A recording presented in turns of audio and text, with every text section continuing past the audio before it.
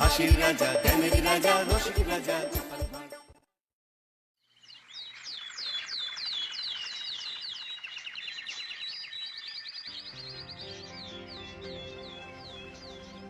বিজ্ঞানী, আমি অত্যন্ত আনন্দিত যে বেশ কিছুদিন পর তুমি তোমার নতুন আবিষ্কারের কথা বলতে চলেছ। মহারাজ, মার্জনা করবেন, এখন বাজে কথা শোনার সময় নেই। আহা, এত কথা উঠছে কেন? কি সমস্যা তোমার বৈদ্য? মহারাজ, রাজবৈদ্যের সমস্যা আমার আবিষ্কার নিয়ে। কিন্তু কেন? আমি একটি বলবর্ধক শক্তি বৃদ্ধিকারী পাঁচন আবিষ্কার করেছি। এখানেই আমার সমস্যা। এত কিছু যন্ত্র থাকতে তুমি পাঁচন আবিষ্কার করবে কে হে? পাঁচনের বিভাগ তো আমার বিভাগ, কারণ এটির মানুষের শরীরের আর স্বাস্থ্যের সম্পর্ক আছে। তুমি এই পাঁচন আবিষ্কার করবার আগে আমার অনুমতি নিয়েছো? শোনো হে বৈদ্য, তুমি কবিরাজ হতে পারো, কিন্তু তোমাকে বলে রাখি যে কারো অনুমতি নিয়ে কোনো আবিষ্কার আজ অব্দি আমি করিনি। তুমি পাঁচন শুনে নিজের একচেটিয়া আধিপত্য খর্ব হওয়ার ভয় পাচ্ছ, কিন্তু যাতে মানুষের রাজ্যের উপকার হয় সেটাই আমার লক্ষ্য থাকে। হ্যাঁ বৈদ্য, আমি বিজ্ঞানীর সাথে সহমত। বিজ্ঞানীর আবিষ্কার করার কাজ বিজ্ঞানী করেছে, তবে তোমার সংশয় আমি বুঝতে পারছি আর তার সমাধানও আছে আমার কাছে। তার আগে শুনি এই আবিষ্কারের নমুনা। বলো বলো বিজ্ঞানী, বলো। মহারাজ, আমি যে পাঁচন আবিষ্কার করেছি সেটা অত্যন্ত গুরুত্বপূর্ণ পাঁচন। যে এই পাঁচন সেবন করবে মুহূর্তের মধ্যে তার শরীরে বাঘের মতো জোর চলে আসবে।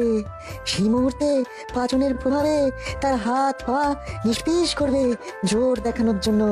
পুরুষ হোক বা মহিলা, সে সেই মুহূর্তে যাকে সামনে পাবে তাকে ঘুষিও মেরে দিতে পারে।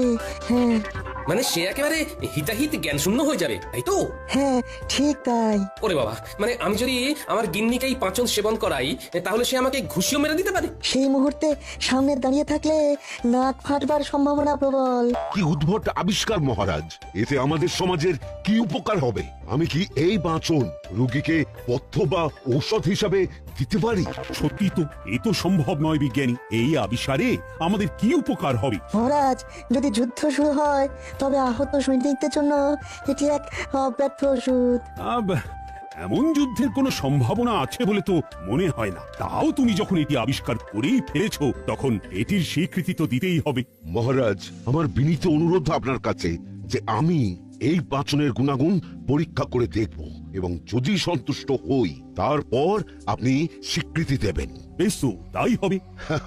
বুঝলে বুঝলে বিজ্ঞানী, অত সোজা নয়। আমি সব বুঝে মতামত দিলে তবেই এটা আবিষ্কার বলে গণ্য হবে। আহা, তা গণ্যমান্য ব্যক্তিরা মতামত দিলে তবেই না আবিষ্কারের মজা। বিজ্ঞানী, তুমি অন্য কোনো যন্ত্র আবিষ্কার না করে এইসব পাঁচন আবিষ্কার করছো, তার কারণ হচ্ছে তুমি আমাকে হিংসা করছো। মহারাজ, বৈদ্যর নিজস্ব একটা সম্মান আছে, আর এখানেই বৈদ্য আঘাতটা পেয়েছে। মহারাজ, একটি বিনীত অনুরোধ আছে। বলো বলো কবি, বলো। পাঁচনের পাঁচালি হোক বন্ধ, দূর হোক আমাদের কবিরাজের দ্বন্দ্ব। মহারাজ, আমি নিজে এই পাঁচন খেয়ে দেখতে চাই, সাথে অবশ্যই বৈদ্য থাকবে। না না না না, তোমার যদি কিছু হয়ে যায় গোপাল। হ্যাঁ, সে বিষয়ে আপনি 100% নিশ্চিন্ত থাকুন মহারাজ, গোপালের কিচ্ছু হবে না। বেশ, তো তাই হবে। ওহে জ্যোতিষী। মহারাজ, পরশু সকালে একটা শুভ যোগ আছে, তখনই পরীক্ষা করা বাঞ্ছনীয়। বেশ, পরশু সকালে বিজ্ঞানীর গবেষণাগারে পরীক্ষা হবে। তারপর সবাই মিলে রাজসভায় এসে আমাকে ফলাফল জানাবেন। আজকের মতো রাজসভা তাহলে এখানেই শেষ করি। আর হ্যাঁ, আগে বৈদ্য পাচন সেবন করে দেখবে, তারপরে বাকিদের সেবন নিয়ে ভাবনা চিন্তা করা যাবে।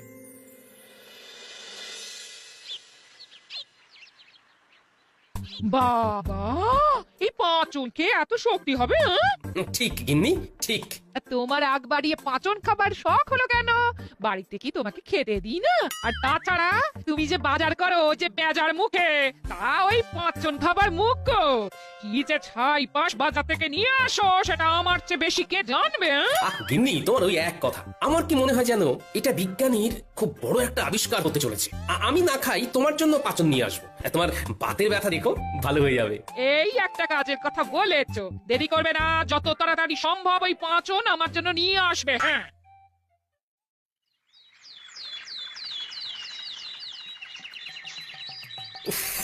এমনিতেই দেরি হয়, আর এখন গিন্নি আরো আমার দেরি করে দিল। উত্তর পাচনের কথা গিন্নিকে বলাটাই বড় ভুল হয়ে গেছে। এখন দিন রাত আমার কানে খালি পাচনের নামটা পড়বে। ওই শয়তান গোপাল যাচ্ছে রাজবাড়ির দিকে। আরো জোরে চল, আরো জোরে চল, একেবারে ধুলোয় পথ আর সেই সাথে গোপালকে ঢেকে দে। আরো জোরে, একেবারে গোপালের সামনে গিয়ে দাঁড়া।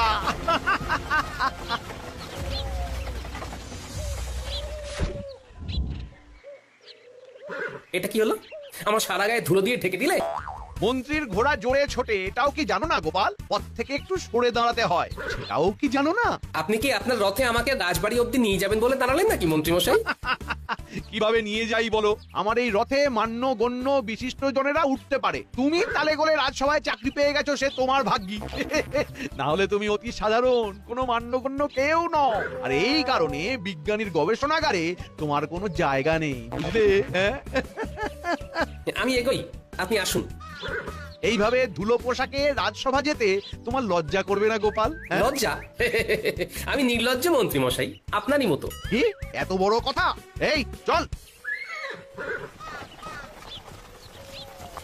এই শয়তানটার নিশ্চয়ই কোনো মতলব আছে, ওকে একটু নজরে রাখতে হবে দেখছি।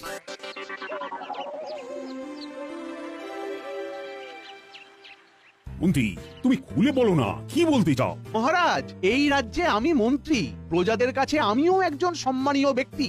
এইরকম একটা ভয়ঙ্কর গবেষণা কাল ঘটতে চলেছে, সেটা সামনে থেকে দাঁড়িয়ে দেখবার শুধু আমার অধিকারে পড়ে। বিজ্ঞানী কবিরাজকে পাচন খাওয়াবে কাল সকালে, সেখানে বিজ্ঞানী থাকবে আর বৈদ্য থাকবে এবং আমি থাকবো। এছাড়া পণ্ডিত, একজন পণ্ডিত ব্যক্তি সম্মানীয়, তার মতামতেরও মূল্য আছে, কিন্তু গোপালের থাকার কোনো দরকার নেই মহারাজ। আপনি বললেই হলো নাকি মন্ত্রী মশাই? গতকাল ছিল এক কথা, আজ আবার আরেক কথা। মহারাজ, গোপালের পেটে কোনো কথা থাকে না, বলা যায় না। গবেষণাগারে এমন কিছু ঘটলো যা নিরাপত্তার জন্য বাইরে কিছু বলা বারণ হয়ে গেল। তখন আমরা মুখে কুলু পাটলাম, কিন্তু এই গোপাল সব কথা পাঁচকান করবে, না হলে ওর বদ হজম হয়ে যায়। মন্ত্রী মশাই দেখছি মিথ্যে কথার ফুলছুরি ছোটাচ্ছেন। মহারাজ, আমাকে ওখানে থাকতেই হবে এবং ওখানে যা ঘটবে সেসব পুঙ্খানুপুঙ্খ বর্ণনা আপনাকে দিতে হবে। তাছাড়া সব ঠিক থাকলে খানিকটা পাচন আমার গিন্নির জন্য নিতে হবে। দেখুন মহারাজ, বিজ্ঞানী বলেছে এই পাচন সৈন্য দলের জন্য, কিন্তু গোপাল এখনই নিজের গিন্নির জন্য এই পাচন নিয়ে যাবার কথা ভাবছে। সে ভাবনায় ক্ষতি কি মহারাজ? আপনি তো জানেন আমার বাড়িটাই একটি যুদ্ধক্ষেত্র, আর সেখানে আমার গিন্নি বিজয় সৈনিক আর আমি পরাজিত সৈনিক। এখন পাচন খেয়ে আমার গিন্নির বিজয় রথ যদি অক্ষয় অমর হয়, তাহলে ক্ষতি কি মহারাজ? নিশ্চয় নিশ্চয় গোপাল, নিশ্চয় তুমি কাল অবশ্যই থাকবে। মন্ত্রী, আমি আর কোনো ওজোর আপত্তি শুনবো না। গোপাল থাকছে, আর গোপাল কাল যা ঘটবে আমি তোমার মুখ থেকেই শুনবো। নিশ্চয়ই মহারাজ। তবে গোপাল, একটু দূর থেকেই দাঁড়িয়ে দেখো, তাতে ছবি আরো স্পষ্ট হবে, সবকিছু একসাথেই দেখতে পাবে। আমাকে একেবারে সামনে দাঁড়িয়ে সব দেখতে হবে। আজকের মতো সভা তাহলে এখানেই শেষ হলো।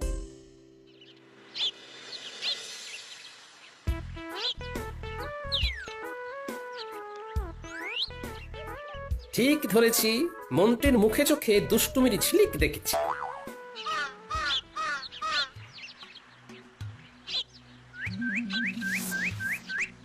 মন্ত্রী যদি ভালো মানুষের মতো নিজের বাড়ি যেত, তাহলে জুড়ি গাড়ি চেপে ফিরত, কিন্তু না, এ দেখছি জঙ্গলের দিকে হেঁটে চলেছে। হ্যাঁ, ঠিক ধরেছি। ও বাবা, বটার ঘটা দেখছি। মন্ত্রীর সাথে এদের কিসের কাজ? বলুন মন্ত্রী মশাই, আপনার জন্য কি করতে পারি? চল, কাল বিজ্ঞানীর গবেষণাগারে এক পরীক্ষা আছে। আমি নিশ্চিত বিজ্ঞানী খুব ভালো জিনিস আবিষ্কার করেছে। কি সেটা? পাচন। শেষে পাচন? সেটাও গায়েব করতে হবে নাকি? হাসিস নে, গা জ্বলে যায়। যা বলছি সেটা করবি। কাল আমি যদি কিছুটা পাচন আমার কাছে রাখতে পারি, তাহলে তো কেল্লা ফতে, তোদের আর কিচ্ছু করতে হবে না। আমার থেকেই পাচন পেয়ে যাবি। আমি না পেলে পাচন তোদের বিজ্ঞানীর ঘর থেকে চুরি করতে হবে। পাচন নিয়ে আমরা কি করব, আর আপনি বা কি করবেন? এটা খেলে তোদের গায়ে রাবণের জোর আসবে। বটে? তোদের পাচন খেয়েই গোপালের বাড়ির সামনে দাঁড়াতে হবে। পাচন খেয়ে? না, গোপালের বাড়ির সামনে দাঁড়াবি, পাচন খাবি, তারপর গোপালকে ডাকবি। গোপাল এলে ওর মুখে ঘুষি মারবি। বাবা, তারপর? গোপালের নাক চিরকালের মতো ভেঙে যাবে। ও আর রাজসভায় এসে ভাড়ামি করতে পারবে না। তোরা রাজার পারিষদ হয়ে বসবি, বুঝলি? এই কাজ করলে তোরা অনেক অনেক ধনরত্ন পাবি। ঠিক আছে, তাই হবে। কাল আমরা অপেক্ষা করব। হ্যাঁ, এখানে। আমার নাক ফাটাবার পরিকল্পনা? দাঁড়াও মন্ত্রী, তোমার মজা আমি দেখাচ্ছি।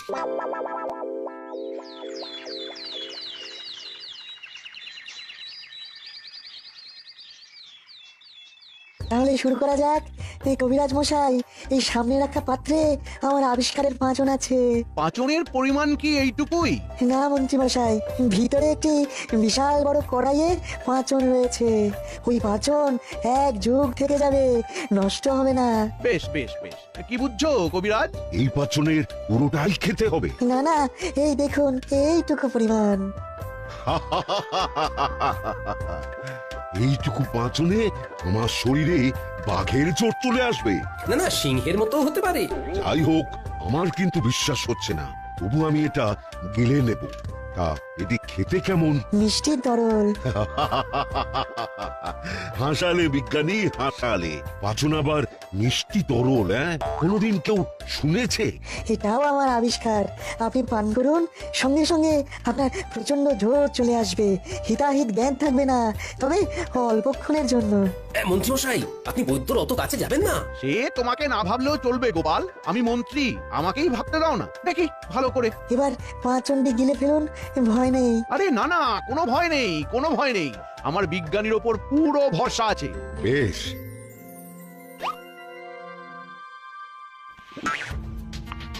কি বুঝছো কবিরাজ? ইয়া ইয়া ওরে বাবারে! ও ওরে বাবা! আমি কি করলাম? খুশিতে মন্ত্রীকে উড়িয়ে দিলে যে, আমাকে মারবে নাকি? না, এই কবিরাজের সেই জ্ঞান এখন এসে গেছে, কিন্তু ওই প্রথম সময়টুকু কোনো হিতাহিত জ্ঞান থাকে না। বলেছিলাম বৈদ্যর সামনে থাকবেন না। কি কাণ্ড হলো বলুন?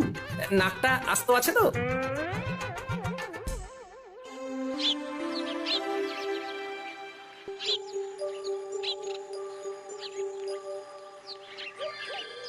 প্রণাম মহারাজ। গোপাল, এসে গেছো? বলো বলো বলো, কি সংবাদ? নিজের চোখে দেখে এলাম মহারাজ, বিজ্ঞানীর অভূতপূর্ব আবিষ্কার। পাচন খেয়ে রাজবৈদ্য মুহূর্তের মধ্যে প্রচন্ড শক্তিশালী হয়ে উঠল। বাহ বাহ বাহ, চমৎকার! পণ্ডিত, মন্ত্রী, বিজ্ঞানী, বৈদ্য সবাই নিশ্চয়ই রাজসভায় এসে উপস্থিত হয়েছে। চলো চলো তাহলে রাজসভাতেই যাওয়া যাক। মানে বৈদ্য এখন ওই মন্ত্রীর চিকিৎসা করছেন। সে কি? কেন? মন্ত্রীর কি হয়েছে? মানা করেছিলাম যে বৈদ্যর অত সামনে দাঁড়াবেন না। কে শোনে কার কথা মহারাজ? আমাকে বুঝিয়ে বলো। বৈদ্য একখানি খুশি মন্ত্রীর নাকে বসিয়ে দিয়েছে। হ্যাঁ, সে কি? কেন? মহারাজ, এই পাঁচন খাবার পর আর কারো হিতাহিত জ্ঞান থাকছে না। খানিক পর যখন সে উপলব্ধি করছে, ততক্ষণে সে সামনে যাকে পাবে তাকেই ঘুষি মেরে দিচ্ছে। তবে যে এ অতি বিপজ্জনক আবিষ্কার। কিন্তু মহারাজ, তার থেকেও বিপজ্জনক খবর আছে। কি গোপাল? আগে আমার প্রাণ সংশয় হতে চলেছে যে। তোমার প্রাণ সংশয়? না না না না না, সে তো আমি বেঁচে থাকতে হতে দেব না গোপাল। তবে মহারাজ, আমি যা বলছি মন দিয়ে শুনুন।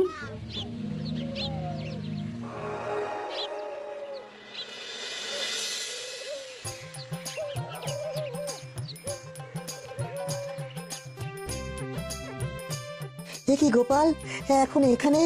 রাজসভায় যাওনি? আমি আর যেতে পারবো না, তবে মহারাজের সাথে দেখা করেছি। তুমি কিন্তু অবশ্যই রাজসভাতে যাবে। মন্ত্রীমশাই কোথায়? এই মন্ত্রীমশাইয়ের নাকে চোট হয়েছে, বৈদ্য ঘাবড়ে গিয়ে ওর ঘরে মন্ত্রীমশাইকে নিয়ে গেছে। সেখানে থেকে নাকের ব্যথা একটু কমলে সবাই রাজসভাতে যাবে। খুব ভালো, খুব ভালো। এই ফাঁকে আমাকে কিছু কাজ সেরে রাখতে হবে। তুমি আমাকে দুখানি শিশি করে কিছুটা পাচন দাও তো। এই আবিষ্কারে কিন্তু এখনো মহারাজের প্রয়োজনীয় অনুমতি মেলেনি, তুমি কিন্তু সাবধানে ব্যবহার করো। সে আর বলতে, এই পাচন বাইরে কাউকে দেওয়া যাবে না। নিয়ে যাও, তবে খুব সাবধান কিন্তু, নমুনা তো দেখলে।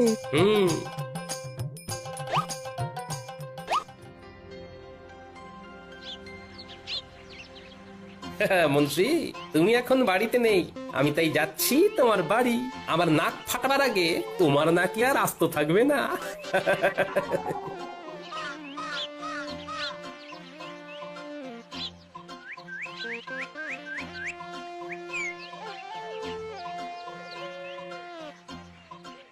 কি চমৎকার! এই সময় গোপাল রাজসভায় না গিয়ে এখানে? রাজসভায় তো রোজই যাই, আজকে একটু ছুটি নিলাম। ভাবলাম একবার সাক্ষাৎ করে আসি। মন্ত্রীমশাইয়ের সাথে একটু আলোচনাও ছিল। কিন্তু তিনি তো এখন রাজসভাতে আছেন নিশ্চয়। সেটাই সম্ভব। তিনি তো আমার মতো টুক করে ছুটি নেন না, তার তো অনেক কাজ। তবে আমি ভাবলাম এত বড় আবিষ্কার হলো, তিনি মনে হয় বাড়িতেই আসবেন। ও তাই নাকি? কি কি কি আবিষ্কার শুনি শুনি। অদ্ভুত মিষ্টি পাঁচন, খেলে 100 হাতির জোর হয় সঙ্গে সঙ্গে। ও বাবা, আমি খেলেও এরকম হবে বুঝি? হবে না মানে? আলবাত হবে, হতেই হবে। আমার তো মনে হয় এর চমৎকার মন্ত্রীমশাইকে একবার দেখি। কিভাবে? কোনো ব্যাপার না, মন্ত্রীমশাই যখন ঘরে আসবে তখন আড়াল থেকে মুখে ঢেলে মন্ত্রীমশাইয়ের সামনে গিয়ে দাঁড়াবেন। আড়াল থেকে কেন? তবেই তো মজা। মন্ত্রীমশাইয়ের যদি না জানা থাকে যে তার গিন্নি পাঁচন খেয়েছে, তাহলে আপনার শরীরের জোর দেখে একেবারে চমৎকার হয়ে যাবে। বাহ, চমৎকার! এটা কিন্তু খুব খুব সুন্দর হবে। সুন্দর বলে সুন্দর, মন্ত্রীমশাই একেবারে ধন্য ধন্য করবে। তাই হবে গোপাল, তাই হবে। আমি এখন আসি।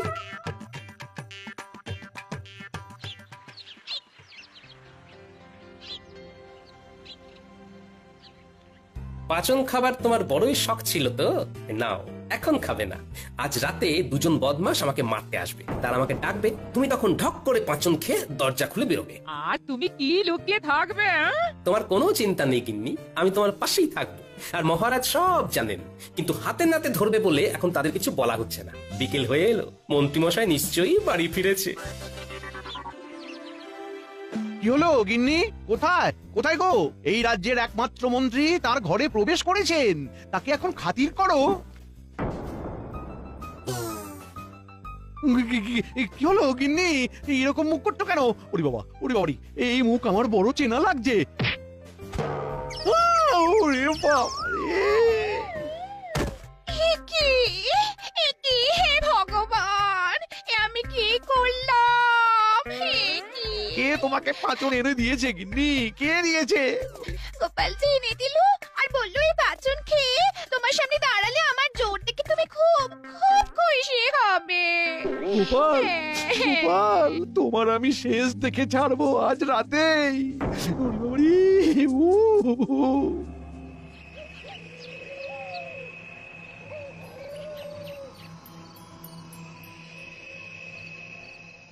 যা, তোরা দুজনে পাঁচন খেয়ে গোপালের ঘরের দরজায় টোকা দে, যা। টোকাতে ঘুম ভাঙবেন না, ধাক্কা চাই, ধাক্কা। চল বোকটা।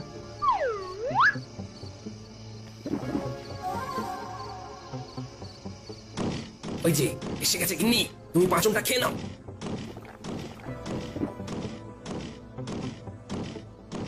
চমৎকার, এবার দরজাটা খোলো।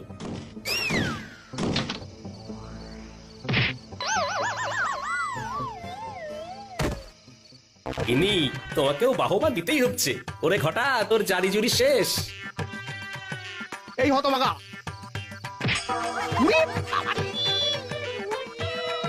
আমার নাক বলে আর কিছু রইল না গো। ওরে বাবা, বিজ্ঞানী, পাঁচন নিয়ে এসেছো? হ্যাঁ মহারাজ। ওই তোকে আসতে বারণ করেছি, কিন্তু সভাকবি, পণ্ডিত, জ্যোতিষী তোমরা এক এক করে পাঁচন খেয়ে মন্ত্রীর সামনে দাঁড়াবে আর মন্ত্রীকে খুশি মারবে। মন্ত্রী যা করেছে এটাই তার শাস্তি। কি গোপাল, কি বলো? নির্ভুল মহারাজ। আমাকে আমাকে মাফ করুন মহারাজ। আসলে আসলে গোপাল সব সময় আমাকে অপমান করে। আমি তো লক্ষ্য করি সব অপমান তো তুমি করো মন্ত্রী। আর পারছি না মহারাজ। ওরে বাবা, সব ভালো যায়, শেষে গোপাল থাকে যায়। গোপাল, আগে মহারাজ। গোপাল, মন্ত্রীর সামনে দাঁড়াও। এই দাঁড়ালাম মহারাজ। পাঁচন খাও। এবার কি করবে গোপাল? আমি তো মন্ত্রীর নাক দেখতে পাচ্ছি না মহারাজ, একেবারে চ্যাপ্টা হয়ে গেছে। তবুও আপনি যখন বলছেন তখন